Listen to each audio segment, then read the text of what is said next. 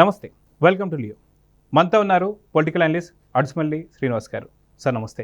నమస్కారం అండి. సార్, పూర్తిగా సాక్ష్యాధారాలతో పాటు చెవిరెడ్డి భాస్కర్ రెడ్డి బయటపడిపోయాడు. నిజంగా వెంకటేష్ నాయుడు ఎవరు అంటే చంద్రబాబు నాయుడుకి దగ్గరగా ఉన్నాడు, అదేవిధంగా లోకేష్ గారికి ఇంకా దగ్గరగా ఉన్నారని చెప్పి మాట్లాడుతున్నారు. కానీ అదే జగన్కి కౌగిలించుకున్నాడు, చెవిరెడ్డి ఎత్తుకున్నాడు అనే ఫోటోలు ఎక్కడ వేస్తలేదు. అదిగాక సినీ తారలతో ఉన్నటువంటి ఫోటోలు కూడా వాళ్ళ పత్రికలో వేయడం లేదు. కానీ ఇప్పుడు ఒక వీడియో మీకు చూపిస్తాను సార్. ఈ వీడియో చూసిన తర్వాత మనం మాట్లాడదాం. ఆ తర్వాత వెంకటేష్ నాయుడు అనే అతన్ని వైపుని ఒక చిన్న బెడ్తో పాటు తీసుకెళ్ళి 3 రోజులు ఇబ్బంది పెట్టారు.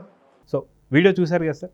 సో వెంకటేష్ నాయుడుకు సంబంధించి ఎందుకని చెవిరెడ్డి భాస్కర్ రెడ్డి సొంత సాక్షి ఛానల్లో మాటలు చూస్తే నిజంగా ఏంటి వీళ్ళకు ఉన్నటువంటి ఒక సంబంధం అంటే ఏం చెప్తారు? ఇప్పుడు చెవిరెడ్డి భాస్కర్ రెడ్డి గారు బయటకు వచ్చి ఆ చంటి పిల్లడితోటి తీసుకెళ్ళిపోయారు, వేధించారు, అది ఇది అని బాధపడ్డాడంటే ఈ బొమ్మలన్నీ బయటకు వస్తాయనే ఆక్రోశం. ఇప్పుడు యాక్చువల్గా చంద్రబాబు నాయుడు గారితో ఫోటోలు, వెంకయ్య నాయుడు గారితో ఫోటోలు, లేకపోతే లోకేష్ గారి ఫోటోలు, ఎవరితోడైనా ఉండొచ్చు ఫోటోలు. ఎందుకంటే సినీ సెలబ్రిటీలు కానీ రాజకీయ నాయకులకు కానీ వాళ్ళ మీద అభిమానం ఉండి కానీ లేదా వాళ్ళ ప్రచారం కోసం కానీ ఫోటోలు తీసుకుంటూ ఉంటారు. ఎయిర్పోర్ట్లో కలిసినా లేకపోతే ఏదైనా ఎక్కడన్నా ఏ సందర్భంగా వచ్చినా వాళ్ళకి అవకాశం వస్తే ఇమ్మీడియట్గా ఫోటో అడుగుతారు. అదొక సెల్ఫీ అనేటువంటిది ఈ మధ్యకాలంలో వేలం వేరుగా తయారైంది. అంతేకాకుండా సెలబ్రిటీలతో ఫోటోలు తీసుకుని భద్రపరుచుకుంటారు. అదొక జ్ఞాపకం కింద, కొంతమందికి సరదా, కొంతమందికి గుర్తుగా, కొంతమంది అభిమానంగా, అలా రకరకాల కారణాలతోటి. అదే రకంగా ఇప్పుడు సపోజు చంద్రబాబు నాయుడు గారి దగ్గరికి వచ్చి మీరు నేను ఫోటో అడిగామనుకో, చేతలు పోవండి కదా, నువ్వెవరో నీ డిఎన్ఏ టెస్ట్ చేసి తీసుకోడు కదా, మనం ఎవరో ఏంటో తెలుసుకుని డిఎన్ఏ టెస్ట్ రిపోర్ట్ తెప్పించుకుని ఏం చూడడు కదా, పోయిదేముంది అన్నట్టుగా ఇస్తారు సెల్ఫీ అవకాశం ఉంటే. కానీ దానికి దీనికి బోడిగుండుకి మోకాలకి ముడెడతారు. మనకు దీనికి సంబంధం ఏమైనా ఉంటుందా ఏంటండి? వాళ్ళ పరిస్థితి ఏంటంటే అడ్డంగా దొరికేశారండి. వాళ్ళకి సమర్థించుకోవడానికి అవకాశాలు లేని విధంగా సిట్ దారులు మూసేసింది వాళ్ళకి. ఈ సందర్భంగా సిట్ దర్యాప్తు బృందాన్ని మనం ఖచ్చితంగా అభినందించి తీరాలి. రాజశేఖర బాబు గారు కానీ, సుబ్బారెడ్డి గారిని కానీ, ఈ మిగతా బృంద సభ్యులు ఎవరినైనా సరే ఎక్కడా కూడా ఒత్తిడికి లోను కాకుండా, ప్రలోభాలకు లోను కాకుండా చాలా పర్ఫెక్ట్గా ఒక్కొక్కటి ఎస్టాబ్లిష్ చేసుకుంటూ వచ్చారు. ఇంకా 2 అడుగులు ఉన్నది. ఇంకా సూత్రధారి, అంతిమ లబ్ధిదారుని ఏ క్షణమైనా తీసుకొచ్చి బట్టలే సర్దుకుని పేస్ట్, బ్రష్ ఇవన్నీ కూడా పట్టుకుని వచ్చేయండి అంటారు, తీసుకెళ్ళిపోతారు. వాళ్ళు దర్యాప్తు చేస్తారు, ఈడీ కూడా ఎంటర్ అయిపోద్ది. ఈ గ్యాంగ్ అందరూ కూడా తిహార్ పోవాలి. అక్కడ ఎండిపోయిన చపాతీలు అవి వాడతారు. అలా ఇష్టమైనట్టు ఇప్పుడు మిథున్ రెడ్డికి ఇంటికాడ భోజనం, చెవిరెడ్డికి 3 రోజులు ఇంటికాడ నుంచి తెప్పించుకోవచ్చు, ఇలాంటి ఛాన్స్లు ఏమి ఉండవండి. అక్కడ వాతావరణం అలా ఉంటుంది. ఒకవేళ వీళ్ళు మరీ టాప్ ఎవరినైనా కొనేయగలిగిన శక్తివంతులు కాబట్టి పని జరిగితే పని జరగవచ్చు. ఇక్కడ వెంకటేష్ నాయుడు అనేటువంటి వ్యక్తి మన కళ్ళ ముందు ఆ డంప్లో నోట్ల కట్టల మధ్య వాటిని లెక్కిస్తా కనిపించాడు. వీడియోలు వచ్చినాయి. స్వయంగా అతని ఫోన్ నుంచే రిట్రీవ్ చేశారు వాళ్ళు. అతని ఫోన్ నుంచే ఈ ఫోటోలన్నీ బయటకొచ్చినాయి. ఎవరో సిట్కి ఎవరో అందించినాయి కాదండి. అతని ఫోన్ని మనం డిలీట్ చేసేస్తే పర్లేదు అనుకుంటారు వాళ్ళు. కానీ ఇప్పుడున్న సాంకేతిక పరిజ్ఞానం వల్ల ఆ లోపల ఎక్కడున్నా కానీ పాతాళంలో ఉన్నా తవ్వి తీస్తారు ఇతలకి. అది చరిత్ర చింపేస్తే చిరిగిపోదు, చెరిపేస్తే చెరిగిపోదు అని ఏనాడో చెప్పాడు ఒక 50 ఏళ్ల క్రితం. ముళ్ళపూడి వెంకటరమణ గారు ఒక డైలాగ్ రాశాడు, ముత్యాల ముగ్గు సినిమాలో రావుగోపాలరావు గారు చెప్తాడు. ఇది చరిత్ర అనేటువంటిది చింపేస్తే చిరిగిపోదో, చెరిపేస్తే చెరిగిపోదు.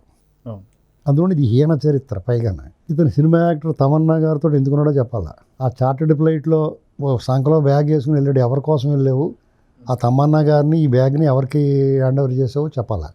లేదా తమన్నా గారే చార్టెడ్ ఫ్లైట్లో వెళ్తుంటే నువ్వు వెళ్ళి పలకరించడానికి వెళ్ళావా, ఆవిడని కూడా పిలవాలి. అసలు మీరు ఎందుకు వెళ్ళాల్సి వచ్చింది, మీ కారణం ఏంటని. ఒకవేళ ఏదైనా సినిమా షూటింగ్ నిమిత్తం వెళ్తున్నారో ఆ సినిమా సంబంధించిన నిర్మాతలను పిలవాలి.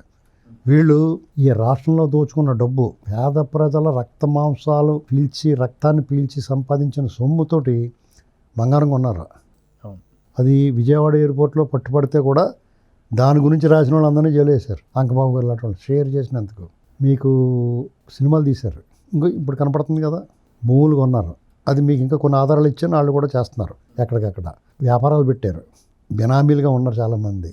ఎవడో వాళ్ళకి నిజంగా వాళ్ళ పేరుని ఈ డబ్బు పెట్టినట్టు, ఈ భూమి పెట్టినట్టు కూడా తెలియని వాళ్ళు కొంతమంది ఉన్నారు ఇందులో.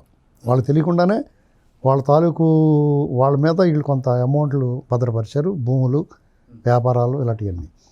లండన్లో కూడా వీళ్ళు టైల్ షాప్ పెట్టారు. ఆఫ్రికన్ కంట్రీస్లో 100,000 ఎకరాలు కొన్నారు. జగన్మోహన్ రెడ్డి గారు అయితే ఒక దీవే కొన్నాడని చెప్పుకున్నారు లండన్ పక్కనే. ఆ చార్టెడ్ ఫ్లైట్లో ఆయన లండన్ నేరుగా వెళ్ళాల్సింది, ఆమ్స్టర్డామ్ ఎందుకు వెళ్ళాడు కదా. ఇది చాలా దర్యాప్తు లోతుకెళ్ళి కొలిది వీళ్ళందరూ సమాధానం చెప్పుకోవాలి. ఆ సమాధానం చెప్పుకోకుండా చంద్రబాబు గారితో ఫోటో దిగాడు, ఇదంతా మద్యం స్కామ్, వీళ్ళందరూ కూడా చంద్రబాబు అసలు ఏం మాట్లాడుతున్నారు వాళ్ళు ఏం అర్థం అవట్లా. ఇది ఎవరన్నా కనీసం 1% నిజం ఉండాలి కదా. ఏదైనా మాట్లాడితే వీళ్ళు 100% అబద్ధాలు చెప్పి దాన్ని నమ్మే వాళ్ళు ఉన్నారో, దాన్ని ప్రచారం చేసే వాళ్ళు ఉన్నారు చూసారా, అది వాళ్ళ అదృష్టం. అదే దాన్ని ఇంకా ఈ టైపు వాళ్ళు ఏదో చెప్పారు, దాన్ని ఇంకా ప్రచారం చేస్తున్నారు కదా కొంతమంది. వాళ్ళకి బుర్ర ఉందా లేదా, లేకపోతే మరీ డబ్బులు తీసుకుంటే కూడా ఇంత దారుణమైన కక్కుర్తా, ఇంత అడ్డగోలుగా ప్రజలను మోసం చేయడం, వీళ్ళందరి మీద కూడా కేసు పెట్టాలి, చీటింగ్ కేసు పెట్టాలి. అప్పుడు ఆగుతాయి ఇవన్నీ. ఈ టైపు దుష్ప్రచారాలు ఎప్పుడు ఆగుతాయి అనుకుంటారు? చీటింగ్ కేసు పెట్టాలా. నువ్వు ప్రజలను మోసం చేస్తున్నావు, పబ్లిక్ని తప్పుదారి పట్టిస్తున్నావు అనేటువంటి ఆ ప్రజా ప్రయోజన వ్యాజ్యం వేసి వీళ్ళందరినీ అరెస్ట్ చేయాలి. అప్పుడు నోరు మూసుకుంటారు, నిజమా కాదా నిర్ధారణ చేసుకుని మాట్లాడతారు. లేదా కళ్ళ ముందు కనిపిస్తున్న నిజాన్ని చెప్తారు. అవును. అది చంద్రబాబు గారికి లోకేష్ గారికి సంబంధం నిజంగా చేస్తే ఈ కేసు దర్యాప్తు సాగనెత్తాడు ఎవడన్నా. జగన్మోహన్ రెడ్డి వాళ్ళ బాబాయ్ని చంపేసి ఆ కేసు మూలం పెడతానికి ఎంత ట్రై చేశాడు. ఇప్పుడు సిబిఐ కూడా దర్యాప్తు అయిపోయిందని చేతులు ఎత్తేసింది. చూశారు కదా. అంటే వాళ్ళ సొంత కేసులు ఎలా ఉంటాయంటే, జగన్మోహన్ రెడ్డి దగ్గరుండి చూశాడు చంపేయటం వాళ్ళ బాబాయ్ని, చెప్పాడు, దగ్గరుండి చూసినట్టు చెప్పాడు. ఎలా లాక్కొచ్చారు, ఇక్కడ కొట్టారు, అక్కడ 3 కొట్టారు, బాత్రూంలో తీసుకెళ్ళి దాన్ని కొట్టారు, ఇవన్నీ చెప్పాడు కదా. 7 సార్లు కొట్టారు, 5 సార్లు కొట్టారు అని చెప్పాడు కదా. మరి నువ్వు కుర్చీ వేసుకుని చూసావు అక్కడ కూర్చొని, అలాగే చెప్పాడు అతను. కుర్చీ వేసుకుని దగ్గర కూర్చొని చూసినట్టు చెప్పాడు. మరి సిబిఐ అతను పిలిచి ఏమైనా నువ్వు ఇలా చెప్పు, నీకు ఎవరు చెప్పారని అడగాలి కదా. ఫస్ట్ గొడ్డలతో నరికారు అనేటువంటి విషయాన్ని అతనే చెప్పాడు, రివీల్ చేశాడు.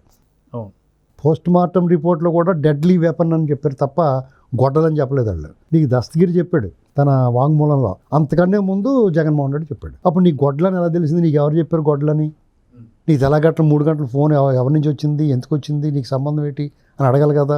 నువ్వు ఇన్వాల్వ్మెంట్ ఉందా కదా అని విచారణ చేయాలి కదా. తీసుకెళ్ళి చేశారా? చేయలేదు కదా. అవినాష్ రెడ్డిని ఎప్పుడు అరెస్ట్ చేశారు, ఎప్పుడు బెయిల్ ఇచ్చారు, ఎప్పుడు విచారణ చేశారు అతన్ని? అతను అక్కడ ఉండి సాక్ష్యాలు ధ్వంసం చేశాడు, దగ్గరుండి గుట్లు వేయించాడు. అసలు అతను కూడా ఇందులో సూత్రధారి అని అంటున్నారు. అటువంటిప్పుడు అతను విచారణ చేయకుండా బెయిల్ ఇచ్చేసి అయిపోయింది విచారణ అంటే ఎలాగా? అసలు ఆ పత్రికలో గొడవల పోటుని గుండెపోటుని ఎవరు చెప్పమన్నారు? పత్రికలో ఎందుకు రాశారు? నారాసుర రక్త చరిత్ర అని మీకు ఎవరు చెప్పారు చంద్రబాబు గారు చేయించాడని? దీని మీద ఆ పత్రిక యాజమాన్యాన్ని కానీ, ఆ పత్రిక ముఖ్య అందులో పనిచేసే వాళ్ళు కానీ విచారణ చేశారా? ఇవన్నీ జరగకుండా విచారణ అయిపోయిందని అలా చెప్తారు. అంటే వాళ్ళకు అనుకూలంగా పనిచేసి కూడా అలా మాట్లాడతారు. మరి చంద్రబాబు గారు ఒకవేళ చంద్రబాబు గారు మనిషి అనుకోడు, అది ఇదేమీ లేదంటారు కదా నిజంగా చేస్తే. అసలు గత 5 ఏళ్ళ అధికారం ఎవరిది? ఈ మద్యం పాలసీని మార్చింది ఎవరు? డిజిటల్ పేమెంట్ లేకుండా చేసింది చంద్రబాబు గారు. అంతా కంప్లీట్ డిజిటల్ పేమెంట్ చేయాలి, 500 రోడ్లు నద్దు చేయాలని చెప్పి ఆయన అటువంటిది వీళ్ళు డిజిటల్ పేమెంట్ లేకుండా ఓన్లీ క్యాష్ అండ్ క్యారీ పెట్టారు. ఆ 2000 నోట్లు కనపడ్డాయి అంటారు. 2000 నోట్లు మొత్తానికి తీసేయాలి కదా, ఇంకా టైం ఉంది కదా అది మార్చుకోవడానికి. 2003లోను, 2002లోను, 22లోను, 2023లో, 2022లో ఇప్పుడు రద్దు చేస్తున్నాం అన్నారు. అప్పటి నుంచి కనపడతాం మానేసినాయి. అవన్నీ మీ దగ్గరికి వచ్చేస్తే ఇంక బయట ఎక్కడ కనపడతాయి? దాదాపు 6017 కోట్లు ఇంకా 2000 నోట్లు ఇంకా తిరిగి రావాలి. అందులో 5,000 కోట్లు వీళ్ళ దగ్గరే ఉంటుంది. ఇదే కాకుండా మార్కెట్లో మనీ సర్క్యులేషన్ తగ్గిపోయిందని అనుకుంటున్నారు అంతా. మీ డబ్బు అంతా లిక్విడ్ క్యాష్ అంతా మొత్తం మీ దగ్గర డంపుల కింద అడుగడుగున గుడి ఉంది, అందరిలోనూ గుడి ఉంది అన్నట్టుగా ఎక్కడ పడితే అక్కడ మీరు డంపులు పెట్టేస్తే, అడుగడుగున ఒక డంపు ఉంటే ఈ డబ్బు అంతా ప్రజల్లో ఎందుకు ఉంటుంది? ఆ ఉన్నగాడికి ఏమో అంతా యూపీఐ నడుస్తుంది, ఫోన్పేలు, జీపేలు, ఈపేలు అంతా. ఇటువంటి పరిస్థితుల్లో మీకు అదండి 500 కట్టలు కనపడుతున్నాయి. 100 నోట్లు ఉన్నాయి, 200 నోట్లు ఉన్నాయి, 500 కట్టలు కనపడుతుంది. కానీ 10, 20, 50 కొనుక్కున్న మందుని ఇదంతా ఎక్కడ మార్చారు వీళ్ళు? దీన్ని పెద్ద నోట్ల కింద ఎలా మార్చారు, ఎప్పుడు మార్చారు, ఇదంతా చాలా ఉందండి. ఇంకానే పూర్తి అవ్వలేదు. ఇప్పుడు ఇవన్నీ పూర్తి అవ్వాలంటే జగన్మోహన్ రెడ్డిని కూడా పట్టుకోవాలి. అప్పుడు అందరూ భయపడకుండా చెప్తారు, ఇంకా చాలా విషయాలు వెళ్తాయి. జగన్మోహన్ రెడ్డి అరెస్ట్ అనేటువంటి ఇంటర్వెల్ బ్యాంక్ ఈ సినిమాకి మద్యం స్కామ్, మద్యం కుంభకోణంలో జగన్మోహన్ రెడ్డి అరెస్ట్ వరకు వస్తే అది interval. Okay, Jaganmohan Reddy arrest అనగానే అది ఇంటర్వెల్ పడుద్ది. ఇంటర్వెల్ దగ్గర నుంచి ఇంకా కొత్త బొమ్మలు వస్తాయి. అసలు ఇంకా ఎంత లోతుకి వెళ్ళారు, ఇంకా ఎక్కడ పెట్టారు ఇన్వెస్ట్మెంట్, ఈ డబ్బులు ఇంకా ఎవరి ఇన్వాల్వ్మెంట్ ఉంది, ఈ ఎవరెవరికి పంపిణీ చేసాడు ఈ డబ్బు అంతా, అది సెకండ్ హాఫ్. అంటే సెకండ్ హాఫ్లో లేడీ విలన్ అవ్వచ్చు అంటారా సార్? ఎవరైనా రావచ్చు. ఇప్పుడు సినిమాల్లో సస్పెన్స్ లాస్ట్లో ఒరే అప్పిగా నువ్వా అన్నట్టుగా ఎవరో ఒకళ్ళు వస్తారు కదా. ఏంటండి ఇప్పుడు శ్రీకాకుళంలో లాంగ్ మ్యాన్ అని చెప్పేసి ఒక ఆడియో క్యాసెట్లు వచ్చి మా చిన్నప్పుడు 75 ఆ ప్రాంతాలు, మీకు తెలియదు, మీకు పెడతాను చూడండి. అందులో ఎరా అప్పిగా నువ్వా ఎక్కడ కూర్చున్నావు అంటాడు. అలాగా ఇందులో ఎవడో ఒకటి రావచ్చు. ఇప్పుడు బాలాజీ గోవిందప్ప గురించి మనకు తెలియదు. సిట్ లాక్కొచ్చారు అతన్ని. అతను చూస్తే చాలా భక్తుడు, అక్కడెక్కడో యోగాలు అవి చేసుకుంటూ కూర్చున్నాడు. ఇదంతా దొబ్బేసి దొంగ లెక్కలు రాసి అతను భారతీయ సిమెంట్స్లో గట్ట అతను కూడా డైరెక్టరు ఏంటండి.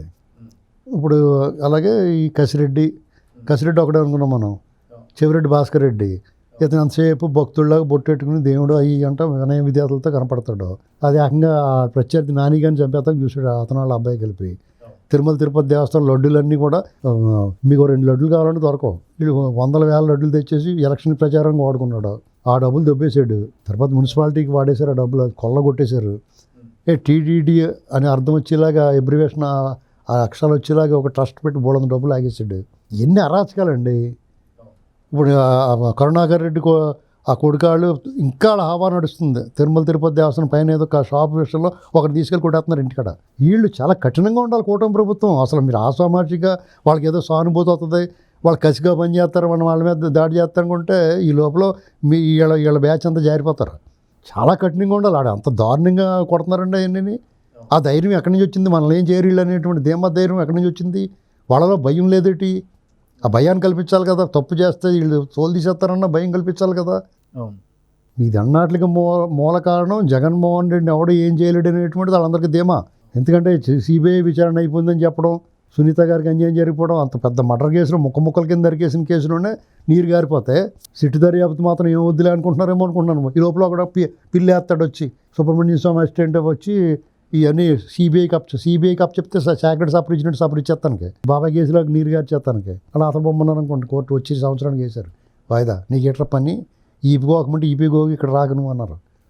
నీకేంటి పని ఇక్కడ?